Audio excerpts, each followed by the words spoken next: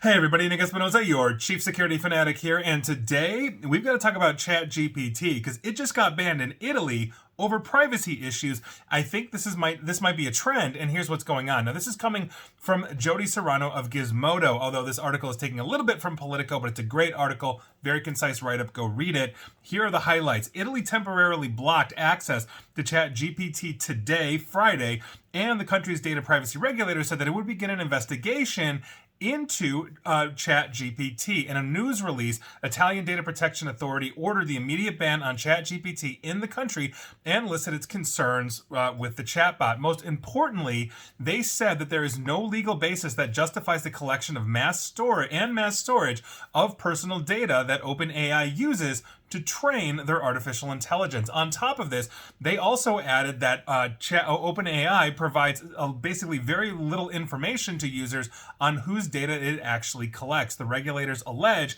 that OpenAI is also violating the GDPR, or General Protection Regulation, in the EU, which gives them, again, a basis to ban this, at least even if it's temporarily. Now, as noted by Politico, this is not a permanent ban. It's only in place until Italian regulators determine that OpenAI is now complying with GDPR. However, though, OpenAI's data collection practices aren't the only thing that's under scrutiny here. The Italian privacy regulator also pointed out that the information provided by ChatGPT doesn't always correspond to the facts in the real data, thereby resulting in the, quote, incorrect processing of personal data, which is technically illegal under GDPR. And I think that is an absolute gray area, if I'm being honest here. As artificial intelligence are learning and training, they may not give you honest or accurate answers. That is very clear when you sign up for ChatGPT or Google Bard or any of these. They're LLMs. They continuously learn. They become more accurate over time, but they're going to get some things wrong. OpenAI acknowledged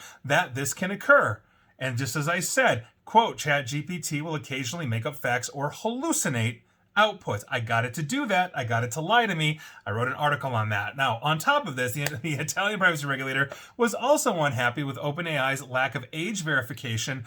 Basically, the service says people 13 years or older can use it. That stems from the COPPA here in the United States, where you have to be 13 or older to sign up for your own account without parents' permission. I think that should be raised. That's just me. Now, it's also stated that ChatGPT exposed minors to unsuitable answers for their degree of development and self-awareness. I don't necessarily know how raunchy or violent or whatever in terms of responses ChatGPT would get, but incorrect answers, I don't necessarily know if I agree with that. According to the news release, OpenAI has 20 days to respond to Italy's privacy regulator and provide the measures that it has taken to correct these concerns. OpenAI does not have an office in the EU, but does have a representative in the European Economic Area. Failure to do so could result in a roughly 20 million euro fine, or up to 4% of annual global turnover. That is the standard GDPR law. The most egregious gets 4% of your entire revenue around the world. The Italian ChatGPT ban comes just days after a coalition of more than 500, I don't necessarily know if they're all experts, but weighty people published an open letter asking AI labs to pause basically all training on these systems for at least 6 months. The letter's signatories include Apple's co-founder Steve Wozniak, excellent programmer Elon Musk, who I don't necessarily know if he has any deep knowledge on artificial intelligence. I know about AI too. I would not call myself a programming expert in it. And obviously, Elon Musk, interestingly enough, also co-founded OpenAI back in 2015. He's cut ties with the company since. So I think this is interesting. But the problem that I've got here, and it's not that Italy is banning this. If there are privacy issues, I think those absolutely need to be addressed. Those are concerns that need to be done. I know, as I've been working with ChatGPT and interacting with it, I'm not really giving it anything personal. There's nothing to glean from me beyond, let's say, the interesting questions, but I'm not feeding it elements of my life. Dear ChatGPT, become my personal therapist. Here's all my laundry, that kind of thing. And I'm sure people will do that, but there you go. You get what you put into it. And it's obviously learning about me or what I'm interested in, or at least focuses in my job, but there you go. But the interesting thing, and this is, I think, the more concerning one, is pausing AI development for 6 months. Now, I can understand the ramifications of this. I swear to God, I'm the only one that's actually seen Terminator, and I've said that multiple times here on this podcast video and also on my radio show.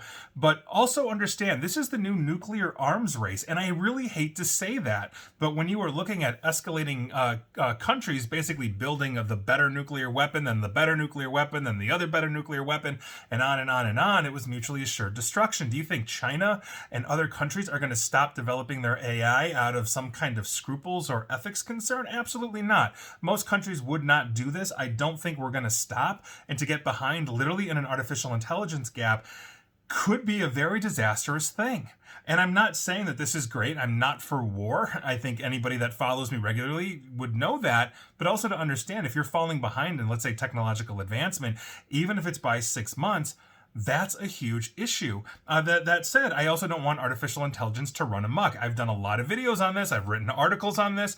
You can go read my work and my concerns on these things, but this is essentially the name of the game right now. And so we're going to see where this goes. I'm curious to see where ChatGPT and Google Bard and the other LLMs, essentially break out here, because I don't see Italy's regulators going after Google Bard for this, or Microsoft, or any of the other ChatGPT. They just happen to be the hottest name right now and probably the biggest player, but that could change. So I do hope ChatGPT cleans up their privacy. I'm all for privacy. You know how I end, if you're a regular listener, every one of these podcasts and videos. But here we are. And so I don't think it should stop necessarily the development, even if we do have to contain it in some way, shape, or form. But I'm interested to see what the next country is going to be that shuts these down. There's a lot of countries that adhere not just to GDPR, but other countries around the world that have their own privacy laws that may look at Italy as the precedent to say, you know what? We should be blocking this too. Now, it's also not to say that anybody in Italy can't use a VPN and connect over the border to Switzerland or, France or somewhere else and just simply keep on rolling with it, but you never know. Maybe the EU is going to get together and collectively say ChatGPT and other LLMs are dead until they figure out the privacy issues. But these are designed to learn by absorbing information on the internet. So as I did a video and podcast on copyrighted information and derivative works that ChatGPT and the others are using to learn, that requires compensation from publishers, this is the next challenge to this platform. And as they hammer out the kinks, this is going to continue to become standardized in our entire life, integrated everywhere. And so we're going to see what happens with this. I'll keep you informed, as you know, but Italy taking the first step to protecting our privacy worldwide, and that's definitely not a bad thing. And please like, share, follow me here on Facebook and Twitter at NickAESP, and please feel free to subscribe to me at YouTube as well. And as always, stay safe, stay online, and here it comes. Please attempt to stay private. Thanks, Italy.